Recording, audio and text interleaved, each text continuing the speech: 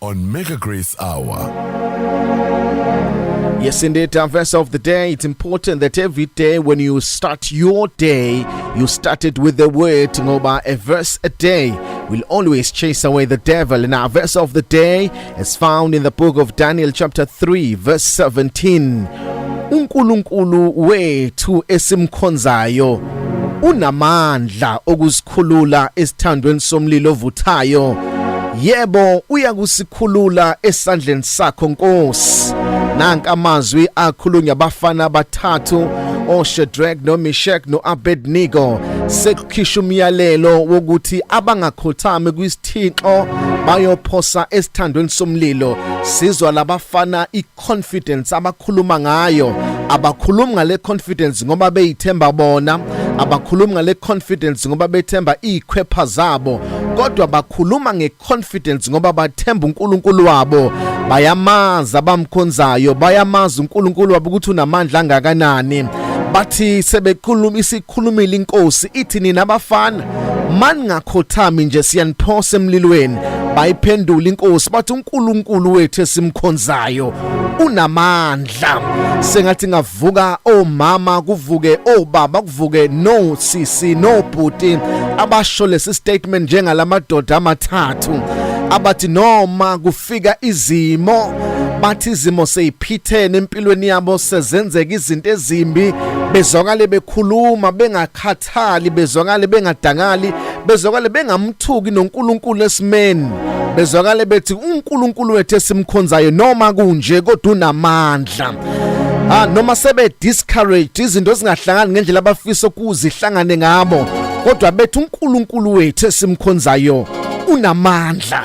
Noma kunjena kodwa uNkulunkulu wethu esimkhonzayo unamandla okusikhulula esithandweni somlilo. Sengathi bafowethu singalisho leli verse kunyaka ka2025 noma sesifikelwa yikhathi ezinzima, sesifikelwa yikhathi esingazi ukuthi siyophuma kanjani, sithi kodwa uNkulunkulu wethu esimkhonzayo unamandla okusikhulula esithandweni somlilo. Ngoba basho njalo labafana noma babebona ukuthi umlilo uyabaswa, noma isitha sikubasela umlilo phambi kwakho, thani kodwa uNkulunkulu wethu esimkhonzayo unamandla okusikhulula esithandweni somlilo ovuthayo.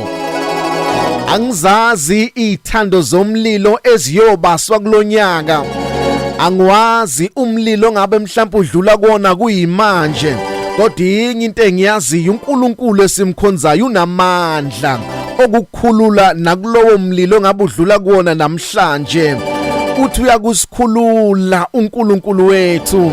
Ngicela nangu ukuqinisa namhlanje ekseni abantwana bebuyele esikoleni, abanye abanaso nestationery, abanye abanayo even nemali yomalume yokubakhokhela, kodwa uNkulunkulu wethu esimkhonzayo unamandla okusikhulula esithandweni somlilo. Abanye unyaka wesithathu lo bengasebenzi, kade beapply kodwa babizwa nakuma interview. uNkulunkulu wethu esimkhonzayo unamandla okukhulula nawe kuleso sithando sakho odlula kusona somlilo. Unamandla uNkulunkulu. Abanye babaza ubuthongo, bayakhala ubusuku bonke ngoba izinto ayihlangana empilweni yabo kunzima. Nanku umyalezo ekseni uNkulunkulu esimkhonzayo unamandla, uza kukukhulula esithandweni somlilo ovuthayo. Abanye banezifo sebeye kodokotela kodwa abalapheki, sebeye kuma specialist nama specialist asehlulekile. uNkulunkulu wethu esimkhonzayo unamandla okukhulula kuleso sithando somlilo odlula kusona. Omunye uthi angisazi ngenze njani ngabantwana bami, abanye ngibayise kuma rehab babuya benjalo, ngabayisa nakuma counselors babuya befana. Angisazi ukuthi ngenze njani, ngibashayile kodwa ngiyabona kwayinduka isasebenzi kubo. uNkulunkulu wethu esimkhonzayo unamandla okusikhulula nakuso lesi sithando somlilo. Uthi omunye namhlanje ngiyavuka nje ngibuyele emsebenzini, khona lo muntu nje umsebenzini ongimise kabi, ongikhuluma nakabi kubaphathi bami, ongikhuluma nakabi kuma colleagues wami. Isithando somlilo leso odlula kusona, kodwa uNkulunkulu esimkhonzayo unamandla okukukhulula nakuso leso sithando somlilo odlula kusona. Basho njalo labafana bathathu bathi asisaba soyiki, asho njalo amaXhosa asoyiki, kodwa uNkulunkulu esimkhonzayo unamandla okusikhulula kulesi sithando somlilo esisibonayo.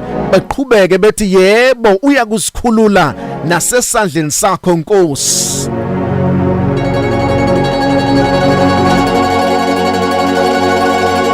Awu eksene ngizwa abantu bekhululwa, ngizwa abantu beqashuka nasemakethe nginakade babambile. Abanye babanje bazokhululwa even nakuma family patterns, ukuthi ekhaya njalo nje akekho osebenza, akekho oqashwayo, abantu abaphelelwa imisebenzi. Ngizwa uNkulunkulu ethi uyakhululana eyithandweni zomlilo ezibambe nama families, nama family altars, nama family curses, nama family issues akhona. uNkulunkulu uyakhululana. Abanye banenkinga nje ukuthi imali zabo zivele zishabalale after 5 days beholile bengaboni ukuthi benzeni. uNkulunkulu engakhulula kulesi sithando somlilo. uNkulunkulu engakhulula kulama financial issues obhekene nawo. Ngizwa lawo mandla ekseni ukuthi uNkulunkulu ukhulula abantu ezithandweni zomlilo. Kunemlilo sithe kade sibathumbe kuze, kodwa uNkulunkulu esimkhonzayo ngibona abantu bephunyuka beqashuka emaketangeni esitha asebebanjwe kuwisikhathi eside. Ngizwa amandla through the airwaves, bayakhululwa, bayaphuma abantu. Kunamandla okukhululana, kunamandla akhulula abantu ezintweni zonke ezibabambile, nama families ayakhululeka.